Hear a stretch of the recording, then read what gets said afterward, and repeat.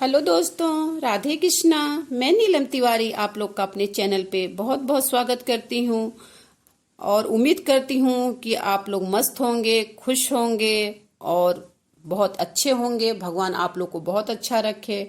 चलिए, तो आज हम आप लोग को जन्माष्टमी के बारे में विशेष जानकारी देंगे। देखिए, जैसे ये रक्षाबंधन का भी जो त्योहार गुजरा है सावन में, जो 2022 में, देखिए उसमें भी कितना मतभेद था। पंचांग में, ज्योतिष में बहुत सारा मतभेद था, मतलब 2 दिनों का लेके। उसी तरह जन्माष्टमी में भी क्या है कि 2 दिन को लेके बहुत ही मतभेद है। 18 को जन्म जो अष्टमी मिल रही है तो उदया तिथि में नहीं है। 19 को जो अष्टमी मिल रही है उसका जो है रात्र में अष्टमी नहीं मिल रही। तो इसमें बड़ा ही विभेद है। तो देखिए, बताते हैं कि कब हम लोग को जन्माष्टमी मनाना चाहिए, 18 या 19 को। अगर आप लोग नए हैं तो प्लीज मेरे चैनल को सब्सक्राइब कर दीजिए और जो बेल आइकन होता है ना उसको प्रेस कर दीजिए।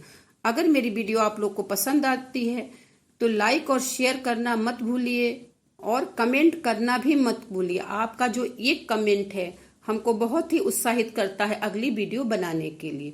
तो प्लीज आप लोग इतना तो कर दिया करिए। तो चलिए जानते हैं। देखिए, जो वेदों में ना 4 तरह की रात्रियों का वर्णन किया गया है।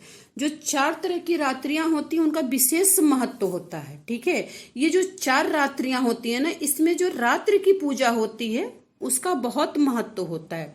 तो 4 रात्रियों में क्या है, देखिए, जो दीपावली की रात होती है जिससे हम लोग लक्ष्मी पूजा करते हैं तो उसे हम लोग काल रात्रि करते हैं। ठीक है, और जो दूसरी रात्रि होती है शिवरात्रि, इसे हम लोग क्या कहते हैं, महारात्रि। इसमें भी रात्रि की ही पूजा का महत्व है। ठीक है, उसके बाद क्या आती है होली। होली की रात्रि को हम लोग क्या कहते हैं, अहोरात्रि। जिस दिन हम लोग होलिका दहन करते हैं उसको हम लोग क्या कहते हैं, अहोरात्रि। और जो कृष्ण जन्माष्टमी की जो रात्रि आती है, कृष्ण जन्माष्टमी हम लोग रात में ही मनाते हैं, तो इसको हम लोग क्या कहते हैं, मोहरात्रि। तो ये जो मोहरात्रि है ना, ये कृष्ण की जन्म जब धरती पे आकर जगत का उद्धार किया, सावन मास की जो पूर्णिमा होती है ना, उसके बाद जो 8वां दिन आता, 8वें दिन ही कृष्ण जन्माष्टमी मनाई जाती है। कृष्ण जन्माष्टमी जब जब असुरों ने अत्याचार किया, धर्म जो था, धर्म का पतन होने लगा, तब तब भगवान जो है किसी न किसी रूप में धरती पे अवतरित होते हैं और धर्म की रक्षा करते हैं। ठीक है, इसीलिए धर्म की स्थापना के लिए भगवान को थोड़े थोड़े टाइम पे जन्म, अपना अवतार लेना ही पड़ता है। तो भादो मास के कृष्ण पक्ष की रोहिणी नक्षत्र में नंद बाबा के घर कृष्ण भगवान अवतरित हुए थे। उस समय जो था हर्ष योग बन रहा था, वृषभ लग्न था, लग्न में उच्च कोटि के चंद्रमा थे, 4थे भाव में सिंह राशि में, और जो कृष्ण का जन्म था अभिजीत मुहूर्त में हुआ था। ठीक है, कृष्ण का जन्म था कंस के विनाश करने के लिए। कृष्ण का जन्म मथुरा में अवतरित हुए। ठीक है, और उनको गोकुल पहुंचाया गया। उनके दर्शन, कृष्ण के दर्शन मात्र से ही प्राणी मात्र का कल्याण होता है। जिन्होंने महाभारत में अर्जुन को गीता का उपदेश दिया और धर्म की रक्षा किस तरह किया जाता है, ये पाठ जो था उन्होंने अर्जुन को पढ़ाया। ठीक है, तो कहा जाता है कि जब उन्होंने गीता का उपदेश दिया, धर्म का उपदेश दिया कि नहीं, कोई अपना नहीं, अगर सत्य के लिए तुम जहां पे सत्य है वहां पर कृष्ण है। ठीक है, तो इसीलिए जन्माष्टमी का उपदेश दिया, उनका जन्म उत्सव मनाया जाता है। कृष्ण जन्माष्टमी जब उनका जन्म, व्रतों में ये जो जन्माष्टमी का व्रत होता है ना, इसको व्रतों में व्रत राज भी कहा जाता है। इस रात्रि को मोहरात्रि की संज्ञा दी गई है। जब उनका जन्म हुआ ना, तो कारागार के जो बंदी गृह के ताले थे स्वतः ही खुल गए। ठीक है, पहरेदार थे घोर निद्रा में चले गए। जमुना जी की जो लहरें थी उनका चरण धोने के लिए ऊंची उठने लगी थी। जो शेष नाग थे वो जल से भीगे नहीं, क्योंकि वो काल रात का, इतनी काली रात्रि थी, कृष्ण पक्ष की रात्रि थी, बहुत काली रात्रि थी। तो बारिश भी घनघोर हो रहा था। तो नाग जो थे वो अपना फन बना के कृष्ण भगवान को ढके थे कि कहीं वो भीगे ना। जब वो वासुदेव उनको नंद के घर ले जा रहे थे तब का ये मैं वर्णन आपसे कर रही हूँ। ठीक है, उनका चरण स्पर्श करने के लिए जो जमुना थी वो भी आतुर हो उठी थी। भगवान कृष्ण संपूर्ण सृष्टि को मोह लेने वाला बालक कहा गया है। वो इतने प्यारे थे कि अगर उनको एक नजर कोई देख लेता था तो उन पे मोहित हो जाता था। इसीलिए उनके जन्म की रात्रि को मोहरात्रि के नाम से हम लोग जानते हैं। तो इस रात्रि में इंसान को जब कृष्ण का जन्म होता है तो रात्रि जागरण करना चाहिए, जप करना चाहिए, पूजा पाठ करना चाहिए। इस चीज करने से जो प्राणी होता है उससे मोक्ष की प्राप्ति होती है। इस बात का आप लोग को ध्यान रखना चाहिए। इसी कारण से जब जन्माष्टमी यहीं पे नहीं, देशों में भी जन्माष्टमी बहुत धूमधाम से मनाई जाती है। ब्रिज मंडली की तो बात ही अलग है। मथुरा और गोकुल में तो जन्माष्टमी का देखने लायक त्योहार होता है, बहुत धूमधाम होती है। भगवान की जो विग्रह होता है, मथुरा में जो भगवान की विग्रह होता है उस पे लोग क्या करते हैं, जो भक्तगण होते हैं वो हल्दी लगाते हैं, घी लगाते हैं, तेल लगाते हैं, शहद, दही, दूध, गुलाब जल, मक्खन, केसर, मिश्री, कपूर आदि चढ़ाकर ब्रजवासी जो है लेपन उनकी करते हैं। लेपन करके फिर उनको सादा पानी से नहलाते हैं, फिर उनको 56 भोग का महाभोग लगाते हैं।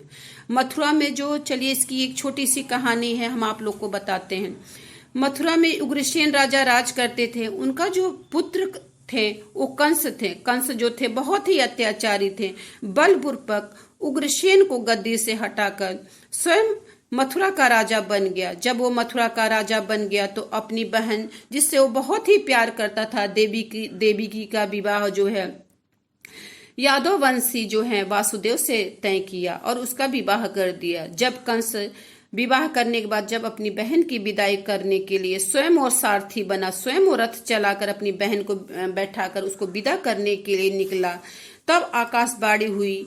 और कंस ने जब वो आकाशवाणी सुना तो वो डर गया। आकाशवाणी हुई कि हे कंस, जिस देवकी को तू इतना प्यार करता है और उसको विदा कर रहा है, उसका 8वां पुत्र ही तेरे विनाश का कारण बनेगा। इतना सुनते ही जो कंस जो होता है रथ को वहीं रोक देता है और देवकी को मारने के लिए तैयार हो जाता है। उसने सोचा न तो रहेगी बांस न ही बजेगी बांसुरी, और देवकी को मारने के लिए तलवार निकाल लेता है।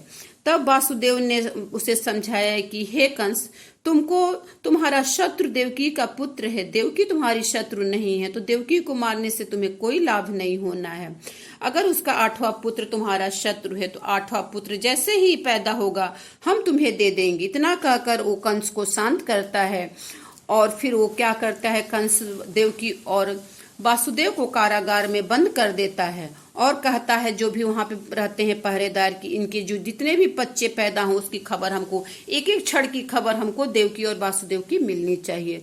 तभी नारद जी वहां पहुंचते हैं और कंस से बोलते हैं कि हे कंस, कैसे तुम्हें पता चलेगा कि जो 8वां गर्भ कौन सा है, उसकी गिनती तुम कैसे करोगे, पहले से होगा या अंतिम से होगा, तुम्हें कैसे पता चलेगा। तब कंस कहता है कि कोई बात नहीं, हम देवकी के हर पुत्र की हत्या करेंगे, चाहे वो लड़की होगी चाहे लड़का होगी। ऐसे करते करते देवकी के 7 बच्चों की वो हत्या कर देता है।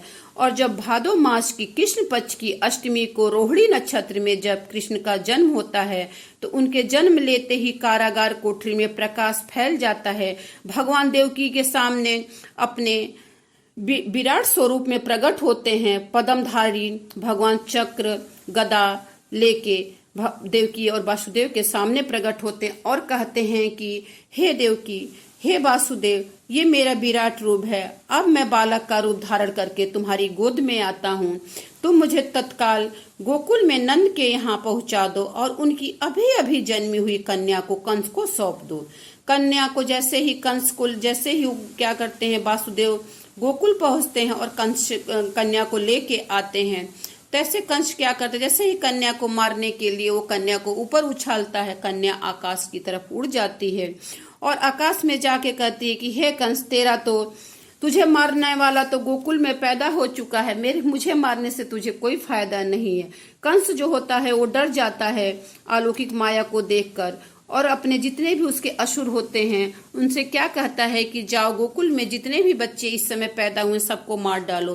कृष्ण जो होता है अपनी अलौकिक शक्ति के द्वारा, माया के द्वारा दैत्यों को मार डालते हैं और जब वो बड़े होते हैं तब कंस का नाश करके उग्रसेन को मथुरा की गद्दी पे बैठाते हैं और अपने माता पिता जो वासुदेव और देवकी होते हैं उनके कारागार से उनको छुड़ाते हैं और फिर अपना जो उनका राजपाट होता है उनको दे देते हैं। इस तरह कृष्ण भगवान की जो जन्म की कहानी थी हमने आप लोग को बताया।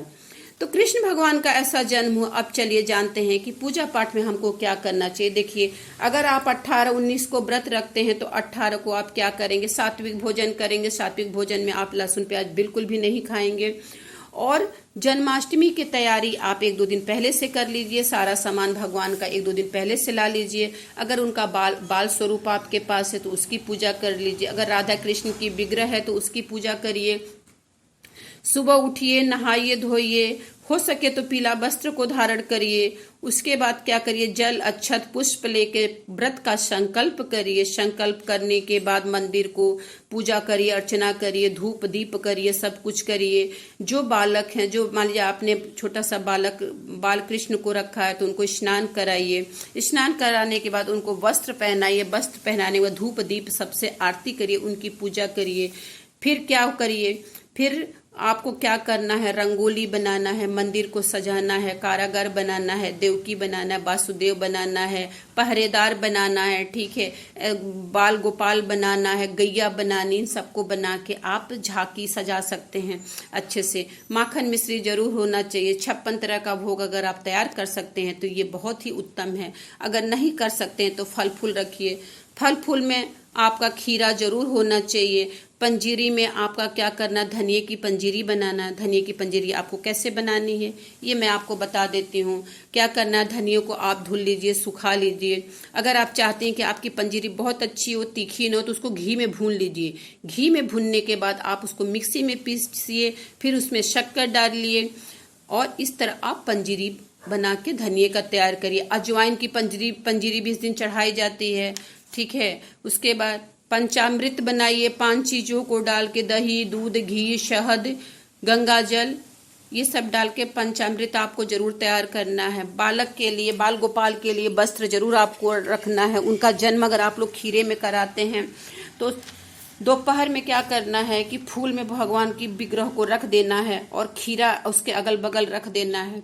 इस तरह उनका जब 12 बजता है तो जब 12 बजे के पहले क्या करना, खीरे को सिक्के के से थोड़ा सा उसको कट करना है और बीच से कट करके भगवान को उसी में बैठा देना है। फिर उसमें से निकाल के उनको स्नान करा के, जब भगवान का आपके घर में जन्म होता है तो शंख जरूर बजना चाहिए, थाली जरूर बजने, जैसे घर में एक बच्चा पैदा होता है और सब लोग करते हैं उस तरह उनका स्वागत करना चाहिए।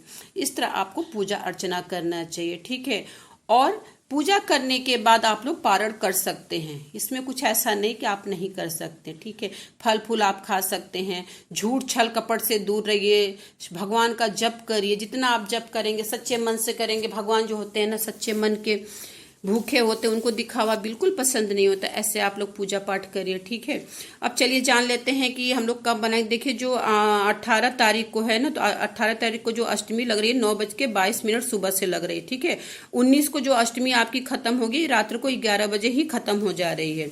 तो आप लोग 18 को उदया तिथि से बहुत देर में अष्टमी लग रही थी, इसलिए 18 तारीख का ये जन्माष्टमी का व्रत नहीं रखा जाएगा। जो वैष्णव लोग हैं 18 तारीख को व्रत नहीं रखेंगे। वैष्णव लोग क्या करेंगे, वो 19 तारीख को व्रत रखेंगे, क्योंकि देखो 18-19 दोनों भी रात्रिया में अष्टमी नहीं मिल रही है, लेकिन नवमी युक्त अष्टमी व्रत रखा जाता है।